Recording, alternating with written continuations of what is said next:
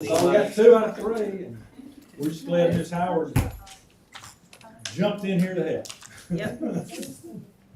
So, let's call the, meeting of the Council's Administration Policy Committee to order. I hope somebody's had a chance to look at the, Yes. minutes a moment. Do we have a motion? Motion. Second, all in favor? Aye. Thank you. All right. Mr. Thompson, I see you jumped up there. You're excited to be here. Absolutely. How are you doing, Counselor? Good I'm evening. well. All right, so this is just a job classification name change. Right now, we're struggling a little bit getting enough applications in for the crew worker, which is essentially the people out there doing the landscaping for us. And so we would like to start calling those groundskeepers. Mr. Green in Public Works has seen a lot of activity as far as applications being submitted, changing his crew worker job classification to a concrete finisher. And we're just trying to, go in that same thought process. Any questions? Nope.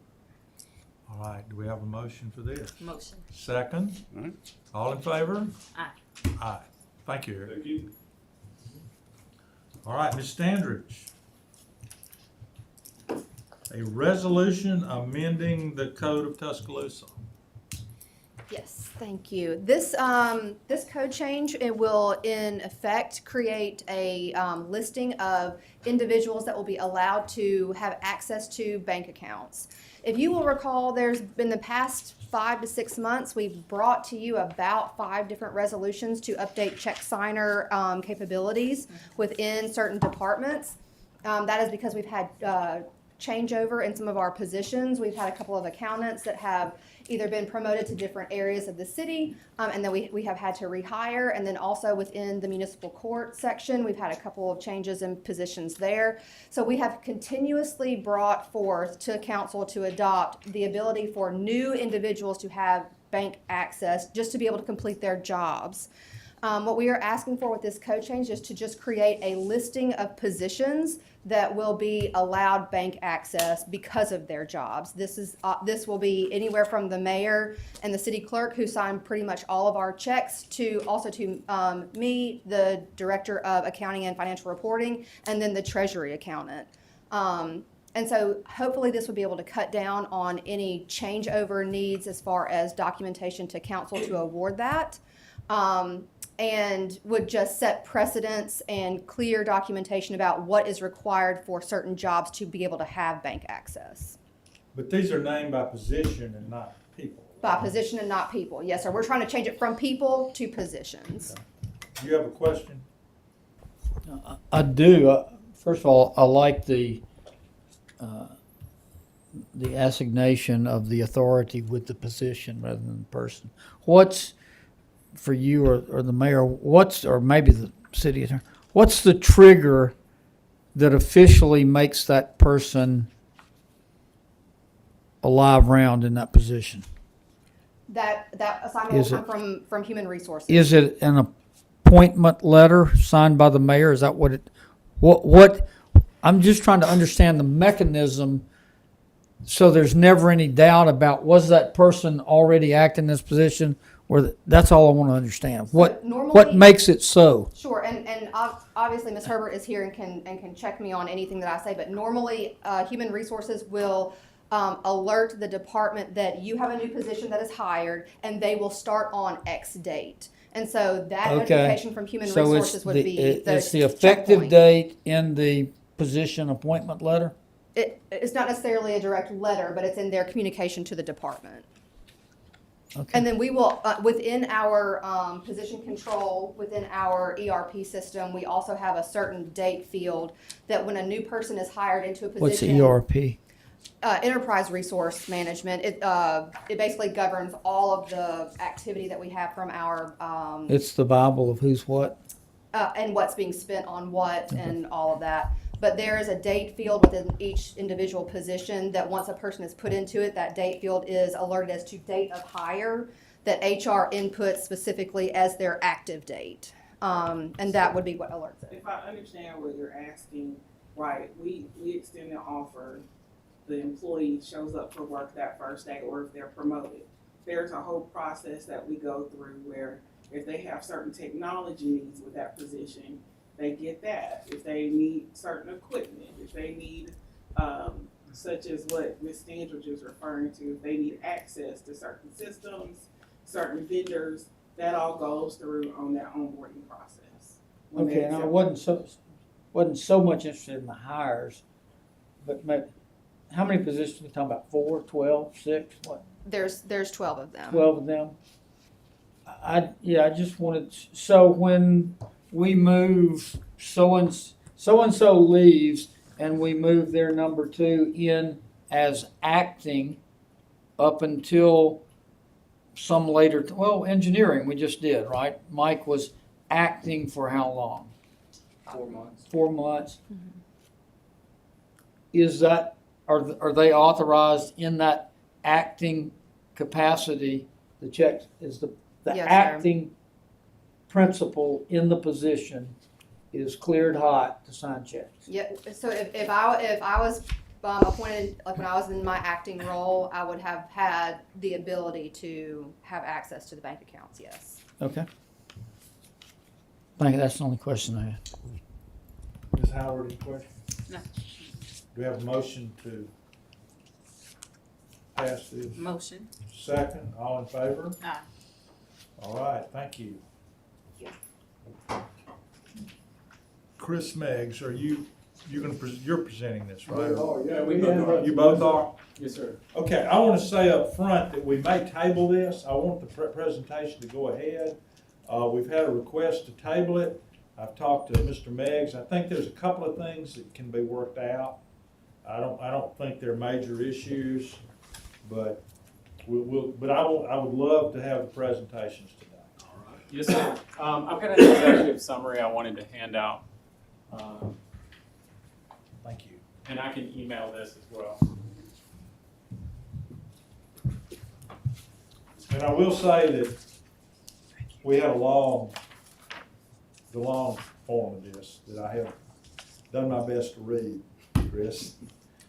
It's good nighttime reading. Yeah, well, it took me a while to find the issue we talked about, but I found it. Yes. So this is kind of a batch code update. As you can tell, most of it has to do with environmental services, which is why we've got Chris up here, but we've also got a couple of minor changes to the personnel code. What I would like to do is go through and just give y'all a big picture on the kind of technical and procedural, minor procedural changes we've made, and then let Chris talk more about the substantive changes with regard to trash and garbage. So let's see. Here's some examples of the superficial changes we've made. That first one up top is outdated descriptors. You can see LaShonda's title, what she's referred to everywhere in the city is the Chief Human Resources Officer. In the code, she's referred to as the Human Resources Director. So we're just going through and replacing that. There's also some outdated job classifications and things like that. Since the restructuring, we don't have positions related to IPS anymore, so we've eliminated those job titles. Here's some examples of unnecessary repetition in the code. What you're looking at is two different places. One is from chapter 13 on the left, and then on the right is chapter 16. They both have to do with kind of miscellaneous provisions with regard to garbage containers. As you can see, and maybe you can't see, but they're virtually identical. It's inefficient to have two places in the code that say the same thing completely, because when you want to change it, you've got to change it in both places. It gets confusing. What we've done in this proposed edit is taken all that language from 13 out completely, updated the language in chapter 16, and now it will just be in one place. Here's another example of unnecessary repetition. If you look at section 19, and again, this is personnel, this is not environmental services, but this is a list of overtime exempt employees for purposes of the Fair Labor Standards Act. Now, the code actually lists all those employees. You can see on the left, it's cut off here, but it's 6 pages of code that's just job titles. Melissa Adcox and Devonna Rutherford in HR proposed, rather than, and this was a really good idea, rather than listing all these job titles out, we just changed the language in the code to say, if you want to know whether your job title is exempt or not, see Exhibits A and B to the code and find out there. So what it'll look like, this is Exhibit B. You can see on the far right column, that's the Fair Labor Standards Act. E is exempt, N is non-exempt. So this is, again, just for administrative ease when we're updating job titles in the code, which happens all the time. We don't have to keep updating this code section, chapter 1960. We've also got, obviously, some substantive changes that have to do with trash and garbage collection, and I'm going to hand off the microphone to Chris so he can go over those a little bit. All right. Oh, sorry. Okay, Hudson, just throw that. All right, so I'll go through the ESD's changes. We have some pictures, so kind of give some reference on what we're talking about. So a lot of people don't know, but this is a pretty important thing that we do at ESD. We do a one-time courtesy pickup, and we also offer additional cards for all our. Is that when people call you? Yeah, so if they let's say you're doing a spring cleaning and you got an extra trash pile out on your road and you've passed your pickup day, you can call us and request a courtesy pickup, a one-time pickup. We have a form you fill out. We'll send a truck out to pick it up. So that keeps it from sitting out there longer than it should. And it's also good for garbage carts as well. So if a garbage cart's overflowing like you see here, say they've had a party over the weekend or they've cleaned out a room or something like that and they have more garbage than they usually have, this is a good example of calling us for a courtesy pickup and we'll pick it up. That also helps the chance of that garbage bag in the center there falling out, creating litter. Of course, we don't want litter on the right of way, and anything spilt out could cause, a public health and safety issue, and that's really what we're trying to avoid. So one thing we are moving towards, and we want to write into code, is we do struggle with overflowing carts a lot. Y'all know most of our trucks now are one-arm trucks. They're operated by one man in the truck. We do have a few rear loaders left. Not many. We try to keep the guys off the back for safety reasons. If a truck were to hit a rear loader with 2 men on the back, I don't think we want to know how that outcome would be. So we try to mitigate that by running as many side loaders as we can. It also keeps our personnel costs down. It's a more efficient, it's quicker, and it's definitely safer. So on that far picture on the right, you see 3 cans on the side of that duplex there. And what that is we actually service that house on a Monday, and that is Wednesday. So what we try to do is people overflowing carts or they're accumulating more garbage, we want to reach out to them. The first time will be a warning. The second time will be a warning. The third time we're going to ask that you get an additional cart. And we will actually at that point have the ability to take you an additional cart and say, hey, we continue to have a problem at this address. And you bill them for that car? Yes, so it would be a billed card, just like an additional card for anybody that requests one. So that's the one-time pickup in the cart part of the code. All right, so there's a time frame of to abate a nuisance. So what you see there, y'all know, in all y'all's districts, we battle this issue, and that's massive trash piles. Whether it be from somebody that looks like they cleaned out around some vacant properties, or somebody that's cleaned out a house, maybe it's a tenant moving out or something like that. So currently we give 7 days to clean up a trash pile this size. Y'all know we pick up trash piles for all our customers that have an active water account. What we're trying to do here is limit the size of the pile we're getting and taking to the landfill. It's a charge, a bigger charge as we go to the landfill, and of course it's wear and tear on our equipment, and it creates blight and also can create rodent problems. If that trash pile sits there 7 days, rats are going to find it. So the time frame to abate a nuisance, once it's notified or once it's reported to us and we make contact with that resident, is gonna go from 7 days to 2 days. 48 hours to clean it up. If it's not cleaned up in 48 hours, we will remove it. So if we remove a trash pile, just to kind of give y'all an example of the sizes I'm talking about. So anything 5 yards, we pick up. That's a normal trash pile. It's about 6 foot by 10 foot long, about 3 foot tall. That's a pretty good sized pile. That's a normal trash pile, somebody cleaning their yard up. It's usually not that big, but anything up to that will be free. If we get up to half a trailer load, it will be $50, which is 10 yards. A full trailer load will be $100, which the pile you see there on the right, all the tree limbs, that's approximately a trailer load and a half right there. I've got a question, Go ahead. and help me with this. All right. If I clean my yard up and put it out there, you'll pick it up. Mm-hmm.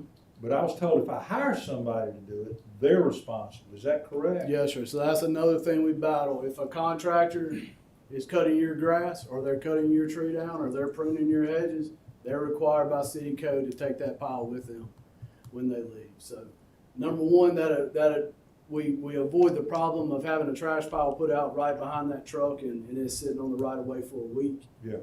We avoid the chance of getting rodents infestation in the trash piles that sit there for a week, and it's blight. We don't want that. So we pick up really quickly. Our drivers, believe it or not, are very, very smart. They know when a house is being worked on. They notice the trucks around the house. They notice the tree getting cut down by a contractor. They take pictures and they send them to their supervisor. So we battle that a good bit. So we have cameras on our garbage trucks and things like that, so we know. But, you know, our goal is to provide the best customer service we can and to also keep our city as clean as possible. So that's the reason for these changes. So that's touching on the trash piles. The next one is the big issue that I think has created a lot of questions. So we'll talk on it a little bit. So multifamily units and garbage services. This is where our current code is very vague. It actually says in the current code that prior to the adoption of the last ordinance, Yeah, 1997. 1997, that we do not service multifamily units. However, we do. We request they can request a variance and we'll service them. But what we want to do is clean that up to where it says we will service a multifamily unit. However, a multifamily unit outlined in code is defined as a unit, anything bigger than a triplex. So 4 or more units within a structure. So what we would like to see, and we're coming to the board with this, and the drawing board with this, but what we would like to see is anything 4, 5, or 6 units. You can ask for a variance in writing. We'll observe, we'll review the variance, make sure that our trucks can safely get to that location. It's not a very crowded environment. There's not a tight alleyway like you see here where it's going to cause our trucks to be in any kind of accidents. If any of y'all are on the accident review board, you know environmental services takes the cake on that, and that's because we operate in very, very tight spots. So what we're trying to do is actually give developers and people that are building in the city an option to use us, but also to where we can review it and make sure our decision is for the best of the citizens and the city as well, and our employees being safe. So our request would be anything 4, 5, and 6 units. You're requesting a variance after 6. There will be no variance given after 6 units. You will have to have a dumpster. Well, I would like y'all to discuss that over the Okay. next couple. And I'm fine with that. Yeah. I'm very open to the discussion. We've actually already set up some stuff to discuss going forward. So I'm happy to discuss. That was our starting point. That's where we feel like we're good, but we're happy to have those discussions. I don't think, was that it? That's it. Okay, thank you. I'd like to just make a motion that we table this. Okay, that's fine. I Any second. questions from any, Ms. Howard? There may be some, yeah, go ahead. No, I appreciate the policy changes. I appreciate what y'all do because, you know, I have a lot of issues with garbage and trash collection days in my district. So I appreciate this. I think this really helps. knowing these details, but I do wanna make a motion to, table. Table, yeah, I'll second it. Have, she, motion, I second. All in favor? Aye. All right, thank y'all. Thank you, Chris. Both of y'all have put a lot of work into this, Yes. and I truly appreciate it. I really do, because I know that's a lot of work. So we bringing this back to admin the next meeting? I think so, next time. Okay. Anything else, Ms. Howard, would you like to bring anything else today? I don't, thank you. Okay, well, in that case, I'd entertain a motion that we adjourn. Motion. Second?